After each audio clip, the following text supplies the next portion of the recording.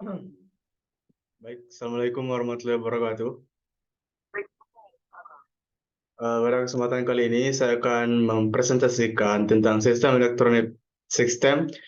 elektronik bisnis. Jadi, adapun kelompok kami ialah kelompok 7 yang beranggotakan saya sendiri, Zahran Izaldin Akwan, Yahya Nugraha Saputra, dan Amir Sofyan. Jadi, pembahasan pertama. Jadi, apa itu sistem elektronik bisnis? Sistem elektronik bisnis ialah sebuah teknologi, alat bantu yang digunakan untuk mendukung proses bisnis dengan menggunakan teknologi manajemen berbasis aplikasi atau elektronik bisnis. Contohnya, seperti aplikasi pembayaran elektronik, pemesanan, ataupun proses bisnis yang lainnya yang mendukung proses bisnis menggunakan teknologi informasi sebagai media penghubung antara customer dan owner. Jadi, di sini, aplikasi pembayaran elektronik ini itu adalah sebuah aplikasi yang digunakan sebagai penghubung antara si owner dan customer. Contohnya seperti Shopee, eh, Shopee yang digunakan untuk memilih-milih barang, di situ menghubungkan eh, customer dan ownernya, dan untuk pembayarannya kita bisa menggunakan dompet elektronik yaitu Dana dan aplikasi-aplikasi lainnya. Nah, ini seperti contohnya. Aplikasi Dana yang digunakan sebagai media pembayaran online dan aplikasi Shopee yang digunakan sebagai penghubung antara customer dan owner. Baik, lanjut. Selanjutnya, ini adalah sebuah sistem lintas dari sebuah perusahaan. Jadi di sini semuanya saling sinkronisasi, saling terhubung antara pemasok, antara manajemen rantai pasokan pencarian, enterprise resource planning, manajemen hubungan pelanggan, dan semuanya terhubung di sini. Artinya, segala macam bentuk sistem yang ada dalam bisnis itu saling terhubung. Mitra, manajemen hubungan, kemitraan menjual dan distribusi, manajemen pengetahuan kerjasama, pendukung keputusan dan karyawan, pelanggan, semuanya saling terhubung ataupun saling membutuhkan satu sama lain untuk mensukseskan proses bisnis pada sebuah perusahaan. Baik, kita lanjutkan. Sistem lintas fungsi perusahaan. Gambar di atas merupakan bentuk perencanaan sumber daya perusahaan, Enterprise Resource Planning, atau ERP, manajemen hubungan dengan pelanggan serta manajemen rantai pasokan yang dihubungkan melalui sistem Enterprise Application Integration, mendukung serta meningkatkan komunikasi dan kerja antar tim dalam mengakses sumber daya informasi yang mereka butuhkan. Di sini semua sistem itu saling terhubung, jadi eh, eh, jika ada sebuah kesalahan dari sebuah sistem tersebut, maka tentu saja akan berpengaruh kepada sistem lain, karena satu sistem dengan sistem lainnya itu terhubung. Maka dari itu dibutuhkan sebuah perencanaan, sebuah rekayasa, sebuah riset yang benar-benar pas dan tepat supaya sistem ini dapat berjalan dengan sedemikian rupanya. Dan teknologi yang digunakan untuk mendukung proses tersebut ialah application integration yang mendukung serta meningkatkan komunikasi dan kerja antar tim. Dan di sini teknologi ini berfungsi supaya tidak terjadi miskomunikasi yang antara pemegang ataupun pengendali sebuah sistem pada sebuah bisnis. Lanjut. Tentunya ada manfaat dan kegagalan ERP. Yang pertama itu adalah meningkatkan kualitas efisiensi. Jadi itu adalah sebuah manfaat. Tentu saja dengan adanya ERP, kualitas dan keefisienan sebuah perusahaan itu dapat meningkat. Karena teknologi yang digunakan itu akan mempermudah proses yang terjadi pada sebuah sistem tersebut. Selanjutnya adalah penurunan biaya. Dan dengan adanya teknologi seperti tadi, tentu saja biaya yang digunakan juga akan turun. Jika kita tidak menggunakan sebuah teknologi, bayangkan kita membutuhkan minyak motor untuk pergi dari satu tempat ke tempat lainnya, tapi dengan menggunakan sebuah teknologi seperti tadi, maka kita dapat berkomunikasi dari jarak jauh. Telekomunikasi. Selanjutnya adalah pendukung keputusan. Dengan memanfaatkan ERV, kita juga bisa menyimpulkan sebuah data, memperkirakan sebuah data yang akan terjadi ke depannya, dan mengambil keputusan terbaik supaya dapat mempertahankan bisnis yang kita jalankan, bagaimana cara menjualnya, bagaimana cara mengantisipasi ketika penjualan kita gagal, bagaimana cara merencanakan sesuatu ketika perencanaan kita itu tidak sesuai dengan rencana yang kita telah rancang gitu. Itu dibutuhkan data. Jadi ERP ini berfungsi sebagai sebuah data, dan untuk keputusan itu tergantung dari pihak perusahaan itu. Dan ya, ini juga sama, bentuk kelincahan perusahaan, ERP juga sangat berpengaruh untuk kelincahan sebuah perusahaan. Dan tentu saja sesuatu itu tidak ada yang sempurna. ERP juga pastinya memiliki kegagalan. Implementasi ERP sama seperti transformasi otak, gimana menyambungkan di setiap aplikasi perusahaan dan berpindah ke software PeopleSoft. Resikonya tentu saja adalah gangguan dalam bisnis, karena jika tidak menerapkan ERP dengan benar, dapat membunuh perusahaan Anda. Jadi, ketika sebuah teknologi ini digunakan secara tidak benar, itu akan sangat berpengaruh, karena setiap aplikasinya ini terhubung. Setiap aplikasinya ini terhubung dengan segala macam bentuk sistem yang ada pada sebuah perusahaan. Baik, kita lanjutkan.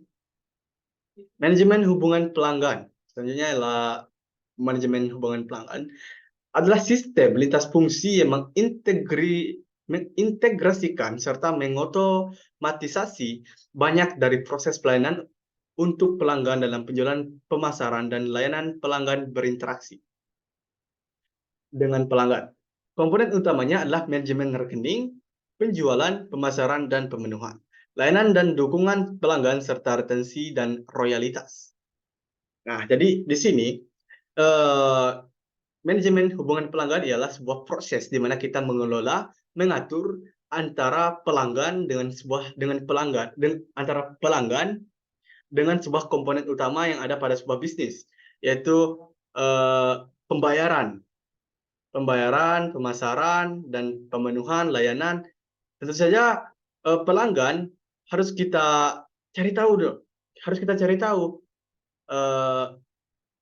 apa kesukaannya, apa yang dibutuhkan, bagaimana cara dia membayar, bagaimana cara kita menjual, bagaimana cara kita memenuhi kebutuhan, bagaimana cara kita memberikan layanan, dan bagaimana cara kita memberikan royalitas kepada pelanggan agar memberikan efek positif ketika berbisnis dengan perusahaan kita.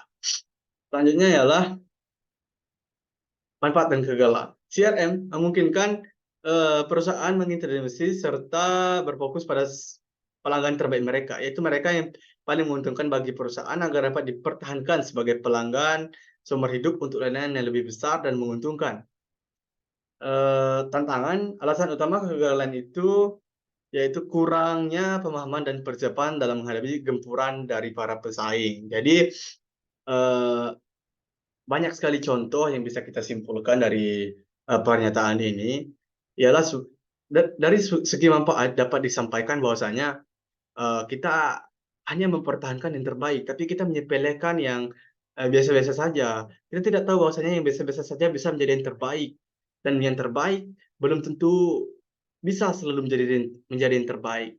Jadi kuncinya di sini adalah kita harus memberikan efek yang selalu positif kepada setiap pelanggan. Jadi tidak ada yang kita beda-bedakan kepada pelanggan. Bagaimana kita melayani pelanggan terbaik, begitu juga kita melayani pelanggan yang lainnya. Selanjutnya ialah manajemen rantai pasokan SCM. Adalah sistem lintas fungsi mengintegrasikan dan mengotomatisasikan jaringan dari berbagai proses bisnis serta hubungan antara perusahaan dengan para pemasok. distributor, dan mitra bisnis lainnya. Tujuannya adalah mencapai kelincahan dan responsivitas dalam memenuhi pelanggan dan pemasok. Mereka yang memungkinkan untuk mendesain dan membangun serta menjual dengan lebih cepat dan efisien. Jadi ini adalah cara kita mengelola distributor dan pelanggan agar mereka itu bisa memberikan dengan lebih baik, dengan lebih efektif kepada target gitu. Misalkan pelanggan dengan penjual dengan distributor, penjual dengan pelanggan, bagaimana kita memberikan efek terbaik bagi mereka gitu. Baik, lanjut. Ini adalah integrasi aplikasi perusahaan EAI. Ialah penggunaan dan pengoptimalisasi teknologi baik itu perangkat keras maupun perangkat lunak. Jadi di sini ialah jelaskan bahwasanya di sini kita akan menggunakan dengan seoptimal mungkin teknologi yang ada untuk proses bisnis. Seperti website, kita benar-benar menggunakan website itu. Kita benar-benar menggunakan teknologi itu untuk mempermudah proses yang terjadi pada sebuah bisnis. Entah itu aplikasi untuk manajemen sumber manusia, aplikasi untuk penjualan, data, dan lain sebagainya. Begitu juga dengan perangkat keras, kita juga menggunakan dengan sebaik-baiknya perangkat keras yang kita miliki pada sebuah perusahaan bisnis yang kita jalankan.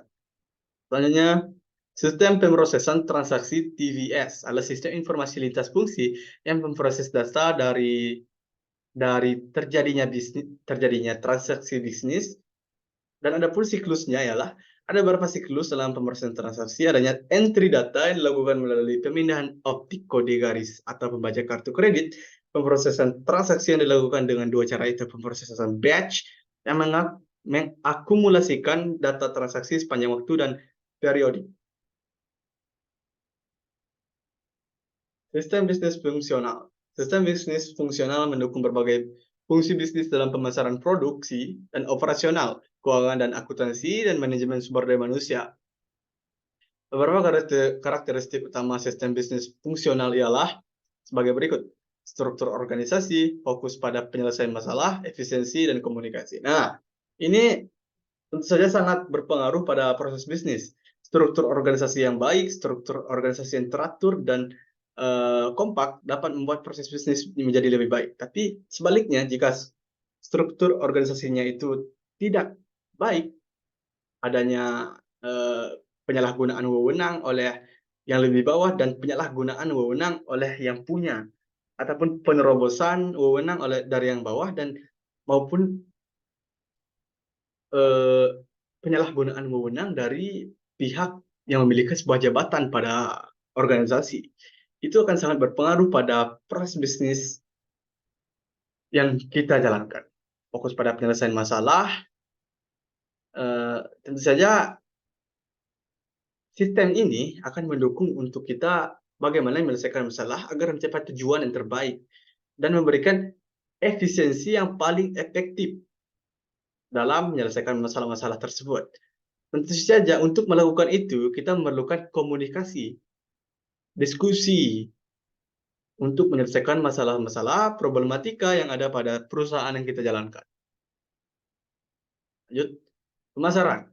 Sistem informasi pemasaran, marketing information system, adalah sebuah sistem yang mengumpulkan, menganalisis, dan memproses informasi yang berhubungan dengan kegiatan pemasaran, produk, atau jasa.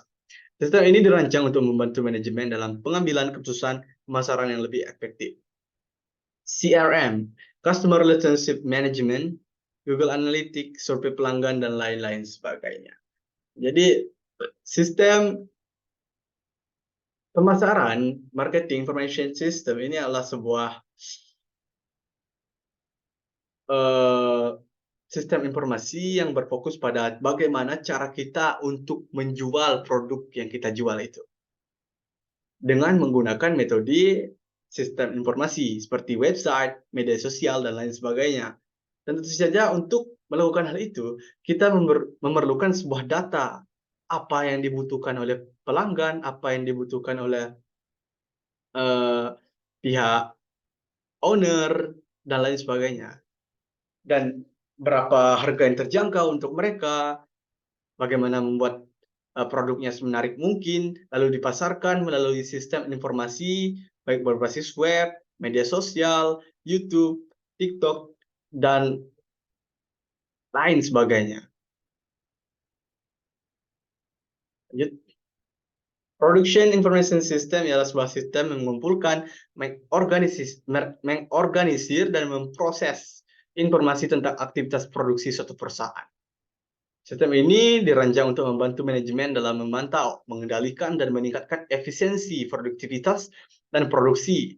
Pada bidang ini ialah seperti produksi desain dan lain sebagainya. Jadi, Production Information System ialah sebuah sistem yang uh, mengumpulkan informasi tentang aktivitas produksi dari sebuah perusahaan. Dan sistem ini juga uh, mendukung tentang bagaimana cara membuat dan menjual produk-produk elektronik ataupun produk-produk digital. Seperti halnya menjual website, jasa pembuatan desain logo, dan lain sebagainya yang berhubungan dengan digital. Selanjutnya adalah manajemen sumber daya manusia, ialah sistem organisasi yang sistem meliputi sistem informasi untuk kepegawaian dalam organisasi pelatihan dan pengembangan. Situs web MSDM, internet sangat penting untuk menyediakan alat SDM bagi karyawan dan calon karyawan. Nah, ini berfokus kepada data dari pegawai, data dari orang yang menjalankan bisnis. Jadi sistem informasi ini sangat berguna untuk pihak yang berada dalam ruang lingkup bisnis tersebut. Apa demikian? Untuk memudahkan proses komunikasi serta mendapatkan informasi-informasi baru maupun untuk keperluan-keperluan lainnya. Dan itu sangat dibutuhkan oleh pihak yang berada dalam bisnis tersebut untuk menjalankan proses bisnis melalui manajemen sumber daya manusia dengan sistem informasi. Contohnya adalah akuntansi dan keuangan. Sistem informasi akuntansi mencatat, melaporkan, dan menganalisis berbagai transaksi bisnis serta kegiatan untuk pihak manajemen. Dan sistem informasi akuntansi dan keuangan ialah sebuah wadah telekomunikasi sistem yang mengatur tentang keuangan transaksi dan laporan keuangan. Nah, ini juga adalah sebuah induk dari sebuah perusahaan. Mengapa saya katakan induk? Karena perusahaan itu ada 3 komponen. Ada pegawai, ada karyawannya tentunya, ada tempatnya, dan tentu saja ada uangnya. Jadi sistem informasi ini mengatur uangnya. Eh, Kapan uang ini masuk, kapan uang ini keluar, berapa kerugian kita dapat, berapa keuntungan yang kita dapat, berapa gaji karyawan yang harus kita bayar. Tentu saja ini dirangkup dalam sebuah sistem informasi akuntansi. Baik, terima kasih. Mungkin hanya itu dapat saya sampaikan kepada teman-teman semuanya. Wabillahi taufiq wal hidayah. Wassalamualaikum warahmatullahi wabarakatuh.